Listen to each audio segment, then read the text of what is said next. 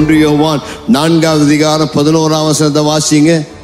பிரியமானவர்களே, தேவன் இவ்விதமாய் நம்மிடத்தில் அன்பு கூர்ந்திருக்க நாமும் ஒருவரிடத்தில் ஒருவர் அன்பு கூற கடனாளிகளாயிருக்கிறோம். நீங்க யாருங்க? என்ன கடனாளி? அன்பு கூற கடனாளி. வேற எதில் நீ கடன்படக்கூடாது, பணத்துல கடன்படக்கூடாது. ஆனா ஆண்டவர் என்னிடத்தில் அன்பு கூர்ந்தபடியால் நான் மற்றவரிடத்தில் அன்பு கூற கடமைப்பட்டிருக்கிறேன். அவை சபை என்பது தேவனுடைய குடும்பமாயிருக்கிறது. அவை சபையில் உள்ள எல்லா தேவ பிள்ளைகளையும் நான் நேசிக்க கடமைப்பட்டிருக்கிறேன். சபையில் பல வகையான விசுவாசிகள் இருக்கலாம், பல ஏற்றத்தாழ்வுகள் இருக்கலாம்.